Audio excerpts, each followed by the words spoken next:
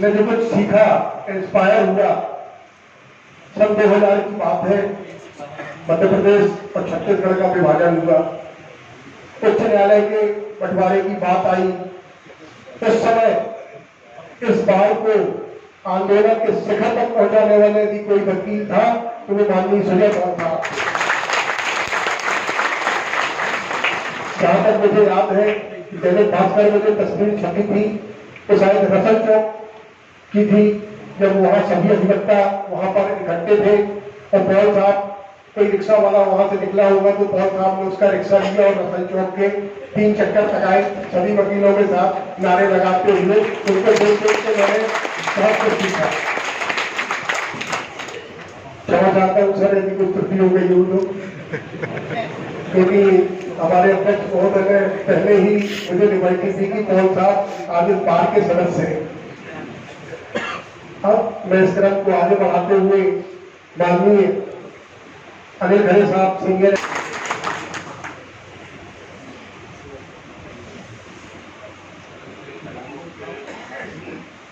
न्यायाधिपति justice Ravi मलिमल, मेरे न्यायाधीश साथीगण, bar association के मंचासीन पदाधिकारीगण, सीनियर एडवोकेट, सभागार में मौजूद मेरे साथी अभिभाषकगण, आपने बिल्कुल ठीक ही कहा है कि हाईकोर्ट बार एसोसिएशन के आजीवन सदस्य के रूप में मैं आपसे मुखातिब हूँ।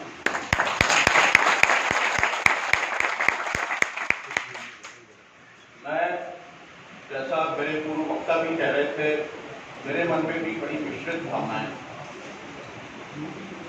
मेरे स्मृति पटल पर सबसे पहले वो दिन आता है, खासतौर पर जब मैं युवा अभिभाषकों को बड़ी संख्या में यहाँ देखता हूँ, जब मैंने कुछ सहनते हुए और कुछ झिझकते हुए इस न्यायालय परिसर के प्रांगण में अपना पहला कदम रखा। क्योंकि मैं जिस पृष्ठभूमि से आया था, गॉड फादर को छोड़ दीजिए, मेरे तो फादर भी नहीं थे। मुझे लगता था कि पता नहीं मैं यहाँ कैसे अपना स्थान बना पाऊंगा। मैं इस संस्था के प्रति, बार एसोसिएशन के प्रति, उन तमाम अभिभाषक और सीनियर एडवोकेट्स के प्रति कृतज्ञता से भरा हुआ हूँ, जिनके सानिध्य में मुझे ये सफर करने का मौका मिला और मैं आज इस मुकाम में आपके सामने खड़ा हूँ।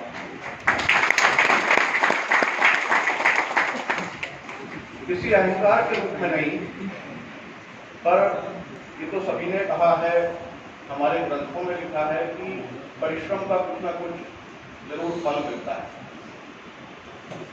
मैंने परिश्रम करने की जितनी मुझमें क्षमता थी कोशिश की, पर एक युवा अभिभाषक के शुरू के जो संघर्ष के दिन होते हैं वो बहुत कठिन होते हैं, खासतौर पर अगर उसकी आर्थिक पारिवारिक पृष्ठभूमि अच्छी ना हो।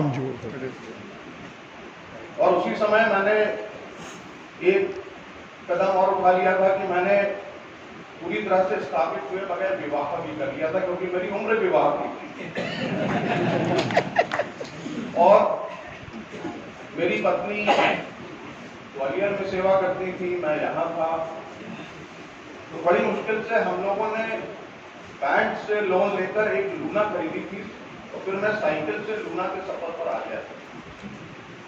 लेकिन उन दिनों एक, क्योंकि मुझे साहित्य में बहुत रुचि है, तो एक कविता थी जो मुझे बड़ी ताकत देती थी। मैं आप युवा अभिभाषकों के साथ उसको शेयर करना चाहूंगा।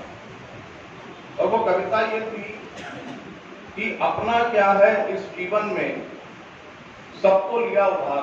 लूना भी उधार पे थी लोन पर। अपना क्या है इस जीवन में, सबको लिया उधार, सारा लोहा उन लोगों का, अपनी केवल धार। क्या बात। तो मुझे लगता था कि एक युवा अभिभाषक की अगर धार हो सकती है तो वो उसकी तैयारी हो सकती है, वो उसकी ड्राफ्टिंग हो सकती है, वो उसकी प्रिंटिंग हो सकती है। तो मैंने उसको कदम बढ़ाया।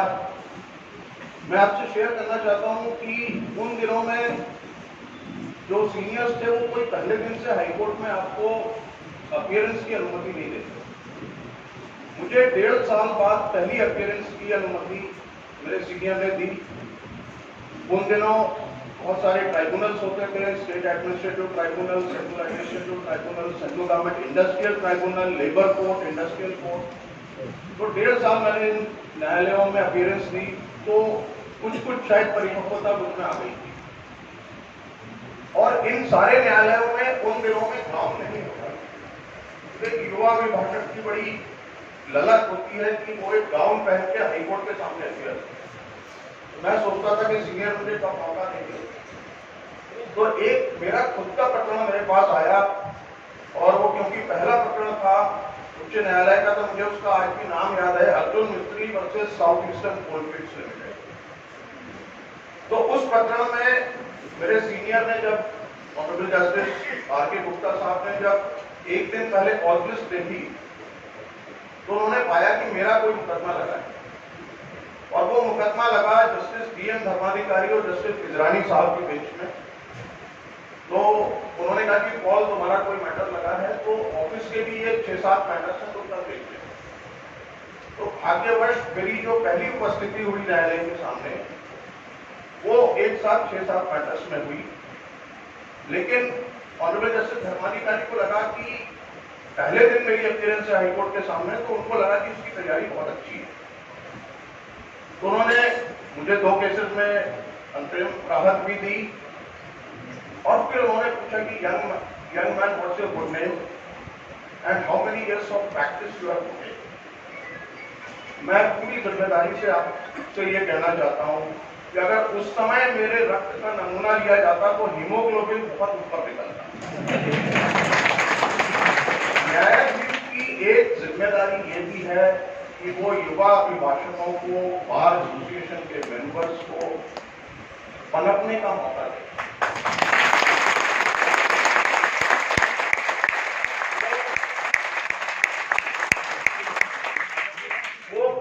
भयविहीन माहौल में अपनी बात को कह सके। वो सोच कर आता है कि वो क्या कहेगा, लेकिन प्रश्नों की बौछार में कई बार सब कुछ हो जाता है। अगर बार मजबूत नहीं होगा, अगर बार एसोसिएशन के युवा लोगों को इसका मौका नहीं मिलेगा, तो आखिर इससे वंचित बार भी होगा और बेंच भी होगा। लॉर्ड डेनिंग ने कहा कि मैं इतने महत्वपूर्ण फैसले इसलिए कर पाया क्योंकि बार एसोसिएशन का मुझे इतना असिस्टेंस मिला। तो बार और बेंच रोज एक दूसरे से सीखते हैं। हम आपसे एक प्रश्न करते हैं, आप उस प्रश्न पे तैयारी करके आते हैं। आप एक प्रपोजिशन लेकर आते हैं जो हमें उससे पहले कई बार ज्ञात नहीं होता है, हम अपने आप को एडमिट करते हैं। तो ये एक द्वंद्वात्मक संबंध है, डायलेक्टिकल रिलेशन है, और ये रिलेशन जितना मजबूत होगा, हमारी न्याय व्यवस्था उतनी मजबूत होगी। तो मुझसे शायद ये भी आशा की गई कि मैं युवा अभिभाषकों के लिए कुछ कहूं, तो मुझे बाल्टीवाला साहब से बात याद आती है कि मनुष्य को 2 गलतियां कभी नहीं करना चाहिए। पहली गलती ये नहीं करनी चाहिए कि बिना मांगे किसी को सलाह नहीं देना, और दूसरी गलती ये कि अगर कोई सलाह दे तो उसकी अवहेलना नहीं करनी चाहिए। मैं पहली गलती ये मानकर कर रहा हूं कि आप दूसरी गलती नहीं करें। मित्रों, इस हाईकोर्ट का बहुत महान ट्रेडिशन है।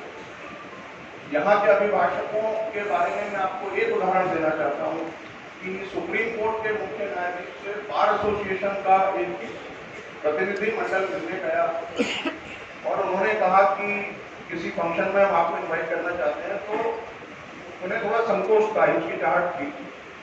फिर उन्होंने कहा, अच्छा आप जबलपुर से हैं, आप तो सरदार राजेंद्र सिंह वहाँ के सीनियर एडवोकेट हैं। तो हमारे यहाँ ऐसे बहुत बड़े पुरोधा अभिभाषकों की एक लंबी कतार है जिनसे मुझे भी बहुत कुछ सीखने का मौका मिला है।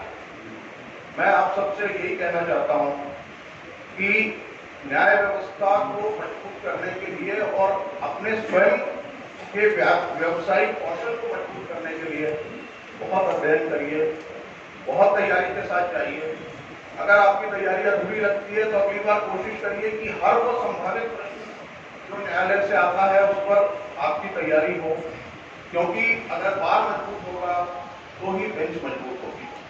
मुझे इस बात के लिए मैं फिर से अपनी कृतज्ञता ज्ञापित करना चाहता हूं कि आप सभी ने आज शाम 5:30 बजे जब कार्यक्रम रखा तो मुझे बड़ा संकोच हो रहा था कि लगभग पूरे हफ्ते की थकान क्रांति के बाद आपको मेरी वजह से रुकना पड़ रहा है, पर जिस प्रेम, जिस स्नेह, जिस आदर के साथ आपने मुझे स्वीकार किया है उसके लिए मैं हृदय के प्रत्येक कोने से आपका आभारी हूँ। धन्यवाद।